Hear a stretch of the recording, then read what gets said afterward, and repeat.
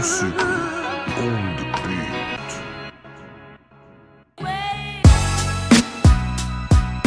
Alright guys, so we're here in the Palm Beach Atlantic University with my boy Stan. He used to be my, and he is actually currently my tennis trainer. He happens to be a student in Palm Beach Atlantic University. He has a class today for franchising, and they asked me to speak on some franchising topics, discuss my business, and tell them the, I guess, success story. Let's go.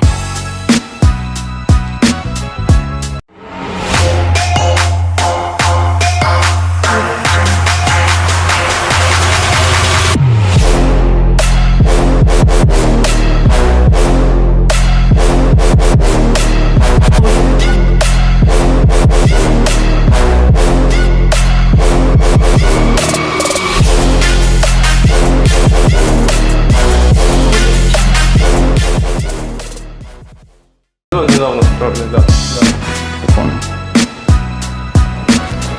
Раз.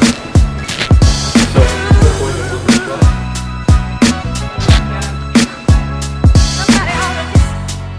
Hey guys. Is Professor here? Not yet? Okay. Nice to meet you guys. Where am I supposed to sit? Whatever, doesn't matter. Hey, Dmitry Nartov, pleasure to meet you. nice to meet you. Thanks for coming. Thanks for the opportunity. Yeah, sure. When I had a chance to come to US, I did. And then I met Daria, and Daria was my biggest inspiration in my life. And basically, she was a Pace University student. What was your major? Economics. Finance first, and then it was so boring, and then I switched to economics. And one thing I really want to tell you guys, because I was a student like you just a couple years ago, because a lot of people, when they go to university, they start some major and then they feel like they don't like it. Don't be afraid to switch majors. Try some different classes, not related to the major that you are taking. Just try to take as many internships as possible and try different things, different classes, like maybe art, maybe something else, because you don't know what's going to be something that you're gonna like. Then on her summer, how we call it, break, summer breaks, yeah, she was going back to her country. But this beautiful year, she comes back, she's like, I took the class in this very specific beauty service. The service is called Sugaring, which is organic waxing, body waxing. So I was getting this service when I was, living in Russia. That's the service that I was getting because it's really popular there. And then in New York, no one was doing it. It's like no one knew what sugaring is. Even now, probably most of you are like, sugaring, what is that? So, and that's when my mom's friend, she started doing this business in Russia, and it was really popular. And then I was struggling to find someone who was doing it in New York, and and that's why my mom was like, "Why don't you just take a course and you'll be doing it for yourself?" Does anyone know what is sugaring? Yeah. Yeah, so it's like regular body waxing, but it's made with the sugar paste that's made from sugar, water, and lemon juice. Only 3 ingredients. The paste is edible, and there's a special technique that you use. You know how right now everyone is like about whole foods and all this organic movement? Dishes with vinegar and all that stuff. Yeah, so this is something that requires a special technique to perform the service. That's why it's not popular here. No one knew what it is. So it is popular in Russia? It is really, everyone is doing popular in Eastern Europe. It's huge in Russia. And then his marketing skills were so good, having this experience with all these companies, that when I came to New York with this knowledge of the sugaring technique, he started helping me a lot. He created Instagram page for me. He created a website, and all the marketing things that he possibly could do, he did it for me. Because she basically told me, if I know how to do this, and it's so big in West Coast, and no one is offering this service in New York, why don't we start doing this? I say, okay, go ahead. Like she mentioned, we did a website, we did amazing marketing. It was easy actually to rank on Google and social media because no one was offering this actually. So we were like in a month, we were #1 on all social media and Google for these services. So and it's very also important to understand that we were providing and we're still providing. Now almost 100 employees in, we're still providing an extremely unique service which is on the edge with a medical solution of very specific skin problems. So we're solving very specific I'm not going to get into details, but whenever people shave, they have bumps, irritation on the skin, stuff like this.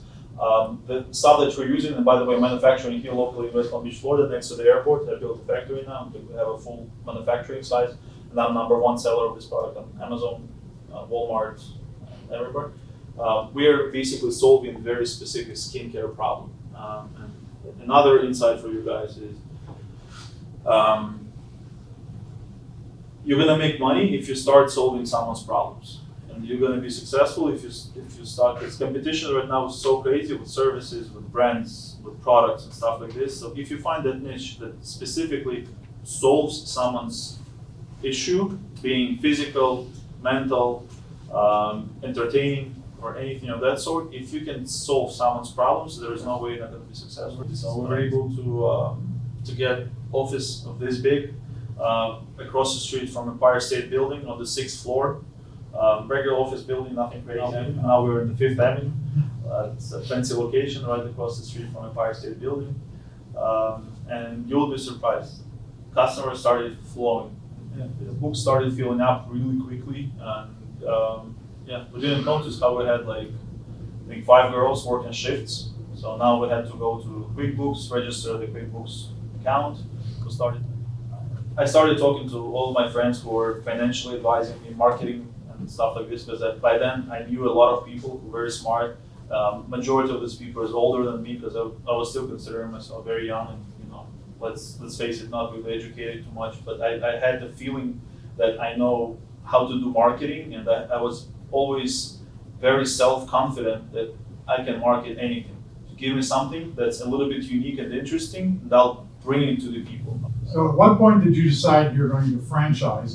We knew that all these companies, Subway, McDonald's, are franchises, but we thought we were very far from this to be able to offer franchises or anything of that sort. But up to the beginning of 2018, we already had 7 stores.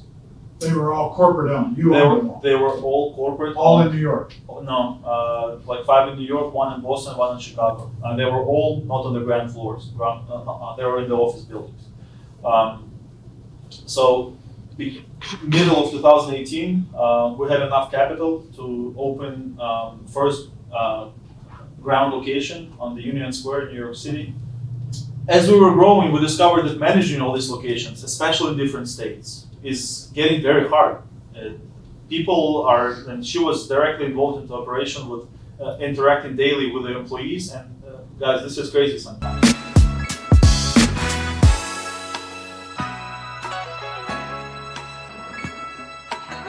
A few minutes ago, I just got a call from my boy in Lamborghini of Palm Beach. They actually just got the Aventador. It's kind of wrecked, and the owner wants to get rid of it. They also have an event tomorrow morning, and where all the owners of the exotic cars, they all meet, whoever is local here in Florida. They kind of meet, talk, have some coffee. I think last time they served a breakfast and stuff. So probably we're gonna go there, talk to people and see that red Aventador that just came in a few days ago. I really want to take a look at it, and maybe, hopefully, we'll see what happens. All right, guys, stay tuned.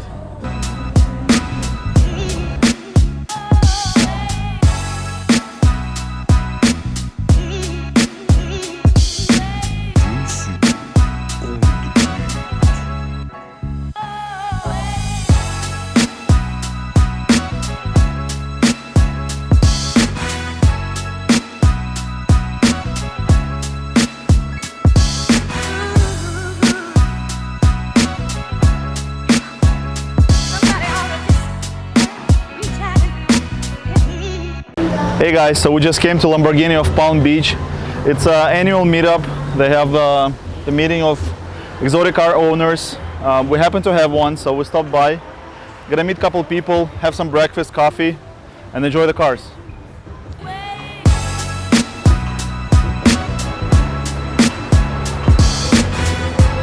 Yeah. What I really like, it's not only they have Lamborghinis, they also welcome the McLaren owners. Ferrari right there. There's a bunch of Ferraris actually. So it's like a just exotic meetup, I guess.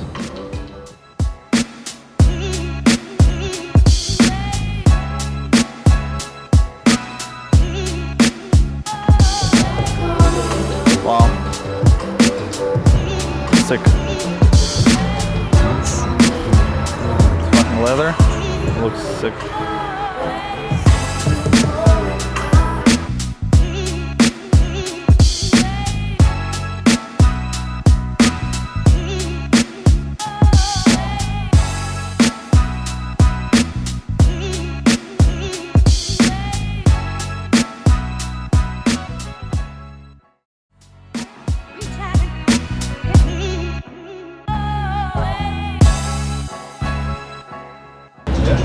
What's up, brother? Hey man, how are you? How are you, man? Good. I saw you on I was on the turnpikes the other day. Yeah? I saw that car go by. Oh yeah? How do you figure it's me? Well, I heard that you did it. Oh yeah? Yeah. People I talk? don't know who told me. I don't know. I never stopped by. No, you weren't here, but I saw the car and I go, "Yeah." And I saw it at like the last second. So what do you think? What do you I think think? it looks cool as shit. It's different, right? Stood out like a sore thumb on Yeah. the turnpike, man. I saw you go by. Yeah. How you like it? Whatever. I'm still horny for Aventador, man. I don't know why. My wife hates it. She's like, it's such, yeah. You don't want to climb under the door? That, and then she's saying like every time you go out like a douchebag, the back is hurting and everything. She's like, why would you do this? So I don't know. Tell her that And the truth is, it's comfortable. it's not. I have no place to put my feet there. I went to buy one. Yeah? Yeah, and I sit down. I'm like, am I paying for this? Am I really? That was perfectly Huh? fine. No way, man. 14? Where are they? 14. It's all their rated. Where is it? Yeah, the white 14.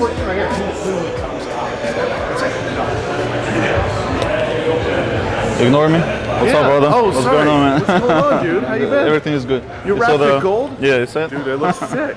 It's all right. Russian style, you know. Yeah. I like it. Any news about yours? Like, do they change something for a new model year? Nothing. The only thing that changed was we don't have any yet. We're gonna have the soft closed doors. Oh. But if you want, I mean, they actually made the 19. It can be installed. It can be Yeah. installed, but it's What about the $38. camera? The 3D thing. It can be installed. That. No, Wow. it's under the mirrors and everywhere.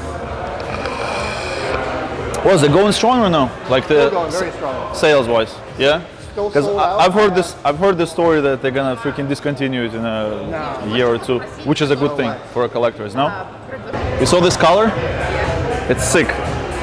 It looks similar to ours, but it's a factory color, and they have pretty much the same one over there in satin, like flat color. Really sick. What do you think? Let's go see the flat one. Come here.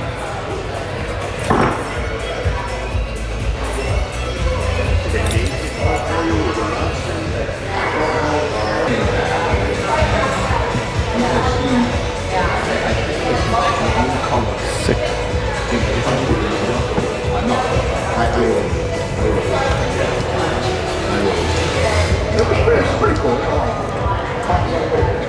Let me try. So you became a franchise about a year ago, or Yes, sir. 18 months ago.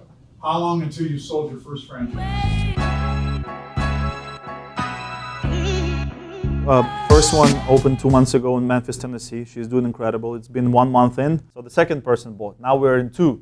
So now it's getting much easier for us to sell the franchises, especially when the first concept is open, and especially when she doesn't mind if anyone, even now, can call her and ask her how is she doing. She would confirm that she's doing great, and we're blessed that we have that reference to show to other people. This, what we're hoping, will allow us to sell more and more. Is the brand name Sugaring? Sugaring NYC. This is trademarked. The actual Sugaring NYC wording. We have a special logo, the swirl. Swirl is also a trademark. Most people just search for waxing, and me as a marketing person, I made sure that all our social media and websites are optimized for the waxing keywords. So when a person is in Miami and they're searching for wax and she's on vacation, she types in waxing Miami. I make sure that my location shows up. Sometimes when they come to our stores, they don't know what this is a sugaring. They think it's a waxing. They think that sugaring is a name. So they're like, so what is this, organic? Yeah, we use a special wax, but our wax is organic. Okay, other questions, franchise-related questions? Would you find that there's a lot of competition in the sugaring industry right now, or is it primarily just waxing companies that are the primary? Also great question. Competition is growing. As people discover more and more sugaring, as we invest more and more dollars into the marketing, showing that there is alternative to shaving at home or going to wax, more and more stores pop up, and we changed a little bit the way we look at it. we're actually happy that they're opening because they're helping us to popularize this way of hair removal in the local markets. And we discovered that when we came to Boston and no one knew about it, we were making X amount of dollars. Now, after all these people started opening and we spend more and more money in advertising and making this popular, we started making more money because people still want to go to that one company who is best known for what they're doing, not just go to nail salon when there is some lady in the corner that does sugar. So yeah, obviously you have corporate and franchise stores, and you said you're still opening the corporate stores. Are you planning to continue to do that for as long as you can, and then also franchise, so it's a combination? It's definitely a franchising route. I want to open as many corporate franchising stores as possible because I see the end strategy for me. In 5 years, sell a company for a couple $100 million and be done, retire. But for that, the only way I can do that number is create a system of the franchising locations. Managing by ourselves, it's not going to happen. Do you have any specific requirements for the potential franchisee, or just basically anybody can come, pay you money, and get your franchise? Great question. Right now, we are advised that we have to be a little bit flexible. So if we feel like the person is adequate and can make normal, human decisions, they don't have to be too much of a business-savvy person, for example. In the beginning of our franchising route, we have to be flexible because otherwise we're not going to sell anything. And we're taking the risk. If they close, then they close. I have an exit plan. If for any reason he doesn't perform, I'm going to buy out his location. For me not to spoil the statistics of how many we open and how many we close. You have 10 franchisees now operating. Yes. Yeah. You don't have to be as flexible as you did 10 sales ago. And That's true. one of the things you have to be cautious of, particularly with brokers, if you get fussy about who you accept as a franchisee, you're going to sell fewer franchises and they're making 30% off your sale. So you need to be cautious about who you bring in as a franchisee. At some point, when you have 50 franchisees and 100 franchisees, you're going to begin having some issues that, whether they're legal related or not, doesn't matter whether they run into that, but it could be operational issues. And operational issues then tend to develop into negative news and franchisees being unhappy, and then the validation of selling your second 100 franchises, franchise 101 to 200, becomes more difficult because you've got 20 people who aren't very good, who you shouldn't have accepted as franchisees. Makes a good point. Yeah, there's something for us to think about. You have 10 right now, and some of them are better than others, no doubt. Okay. For sure. And you should find out, have you ever done a personality profile with these people? I feel like we don't have leverage to do that. Sure you do. If you have 10 of them and you give them a free profile, you're going to find out the 2 or 3 or 4 who are at the top, who are doing the best job, they may have a very different profile than the bottom 4. And you want to stop selling to the bottom 4 personality. Maybe target more those kind of... Exactly. Yeah. Lots of things you can do. Thank you very much. Well, so we are over time. This is rare. Generally, we get out of here before the time is up, but thank you for coming. Thank you so much, guys. Thank you.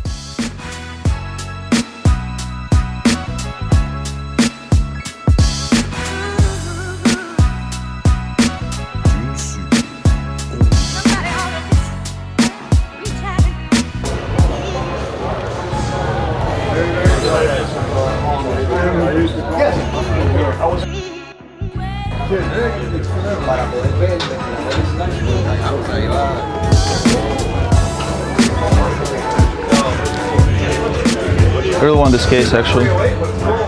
Look at this.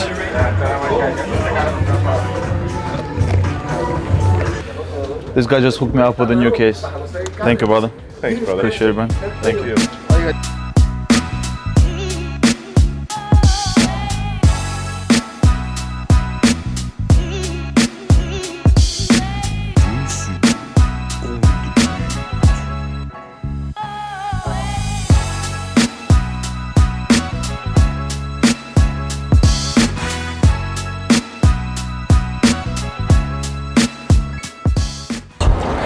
Rear-ended. Rear-ended.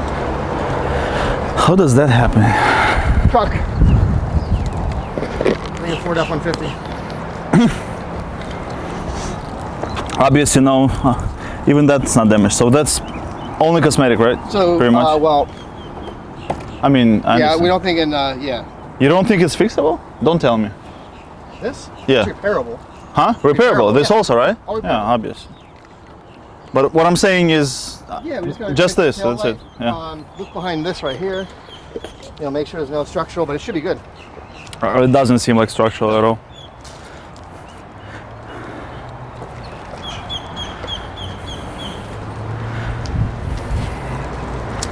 Was it purchased here or no? I believe so. Really? I can tell you that for sure.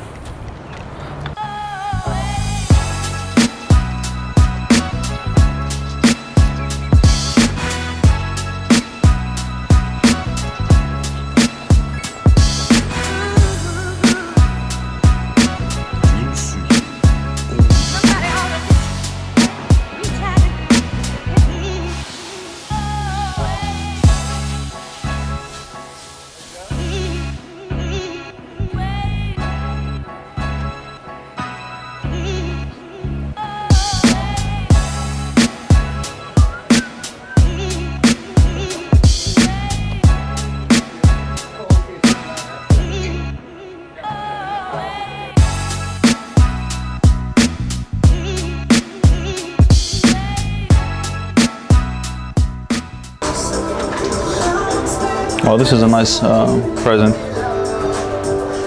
This is actually the one that I really want for my office. I'm afraid to ride it, but I think it's so sexy. Unbelievable. Just want to put one in my office. That's all I want. Look at this. Italian beauty. Panigale. Panigale. It's beautiful. No, I want it in my bedroom actually. Sick.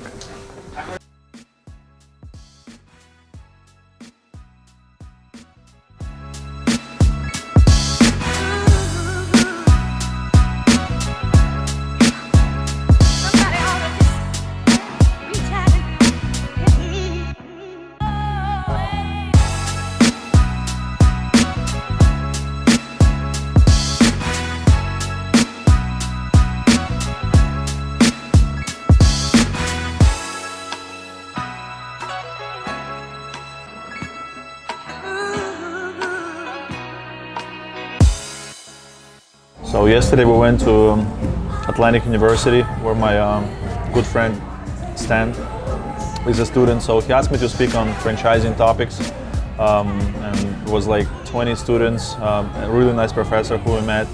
I was able to tell them the story of my company, give them some advices. They're young kids and probably they can use some information. I was also really delighted because the professor told me that was the first case where the students actually wanted to stay over the time of the lesson. So they stayed over for like 15 minutes more than they were supposed to because they were so interested in the topic and stuff. So then they asked me some questions, I answered whatever I could.